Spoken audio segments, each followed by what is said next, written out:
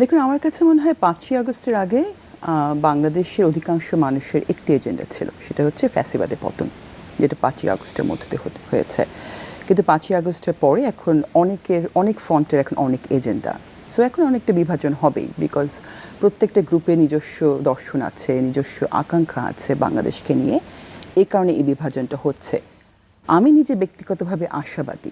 আমি মনে করি যে এখনকার যে ছাত্র রাজনৈতিক শক্তি একটি আমরা আশা করছি, এরা এখন হয়তো বা প্রতিযোগিতার জন্য কিংবা নিজেদেরকে একটি শক্তি হিসেবে মানুষের সামনে, জনগণের সামনে উপস্থাপন করবার জন্য এ ধরনের কথাবার্তাগুলো বলছে। কিন্তু আমার মনে হয় ভবিষ্যতে তারা হয়তো বা আসলেই একটি, মানে কি বলবো আমি, বাংলাদেশের রাজনৈতিক দলগুলো যে ধরনের সংস্কার আমরা দেখতে চাই, এ ধরনের একটা রাজনৈতিক দল হিসেবে সামনে আসবে। আমি আপনাকে একটা ছোট উদাহরণ দিই, যে আমি তো অস্ট্রেলিয়াতে থাকি এবং আমরা ওখানে সোশ্যাল অ্যাক্টিভিটিস করি। ওখানে কাজ করতে গিয়ে আমি দেখেছি যে রাজনৈতিক দলগুলো, ওখানে দুটো প্রধান দল আছে, লেবার পার্টি এবং লিবারেল পার্টি।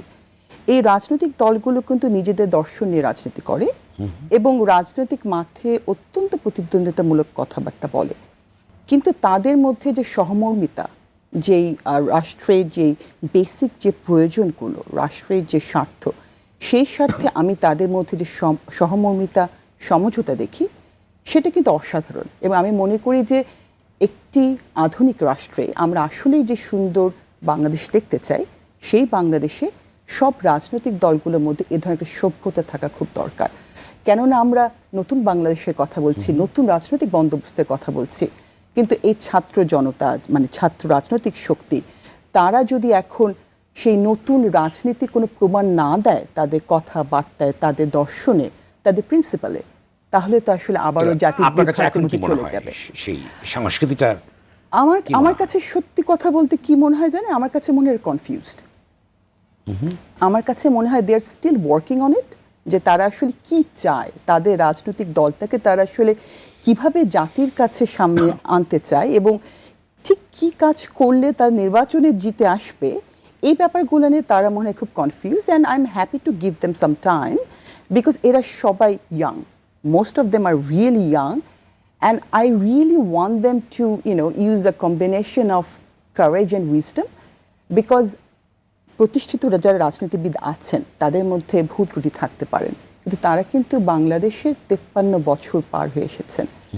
আমি মনে করি তাদের মধ্যে একটা উইজডম আছে, বিকজ তারা বাংলাদেশের সুখে দুঃখে, বাংলাদেশের বিভিন্ন স্ট্রাগলে তারা কাজ করেছেন।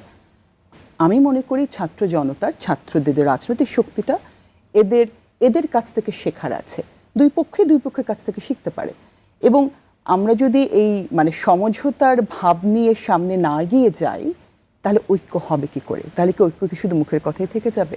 আর যদি ঐক্য না হয়, তাহলে কিন্তু আমরা যতই সংস্কারের কথা বলি, নতুন বাংলাদেশের কথা বলি, সেটা সে একই স্বপ্নই থেকে যাবে। না সামার, আপনি বলেন যে বর্তমান যে প্রেক্ষাপটটা আমরা লক্ষ্য করছি, অর্থাৎ বিপ্লবের পরে যে প্রেক্ষাপটটা আমরা লক্ষ্য করছি, এখানে ছাত্র যে বৈষম্যবিধি ছাত্রদের যে অবস্থানটা, অন্য রাজনৈতিক দলের যে অবস্থান, বিএনপির যে অবস্থান, তাদের ভিতরে একটি, অনেকেই বলছেন যে নির্বাচনী শীতে, নানা শীতে বিভাজনের সৃষ্টি হচ্ছে।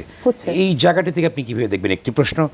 অন্যটি হচ্ছে বাংলাদেশে গণতন্ত্রের সংকটটা কোথায়, এবং গণতন্ত্র কেন প্রাতিষ্ঠানিক রূপ এতদিন পেল না, বা কীভাবে পেতে পারে, বা সেই সম্ভাবনার ভিতরে আমরা আছি কিনা?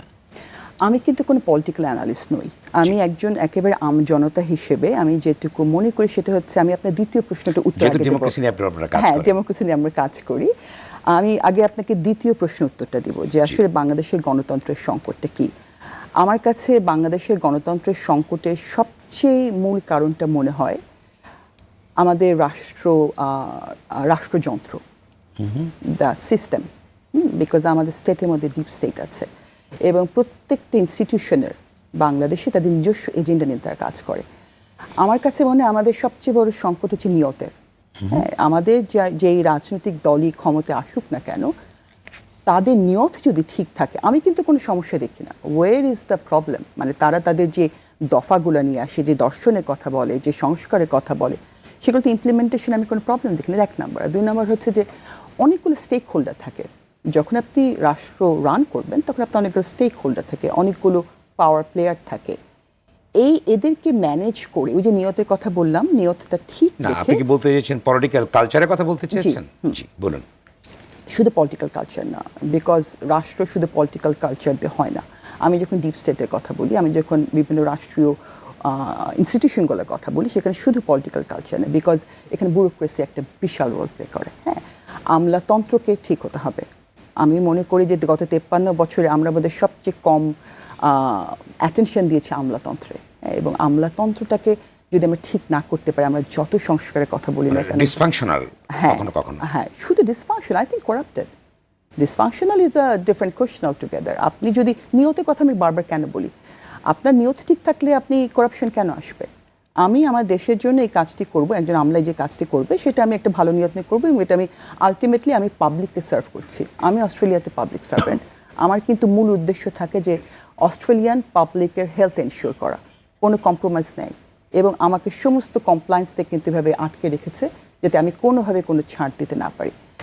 সো এই যে স্টেক হোল্ডারদের কথা বলছি, ডিপ স্টেটের কথা বলছি, ইনস্টিটিউশনগুলোর কথা বলছি, এই সব কিছু মিলে আর রাষ্ট্র।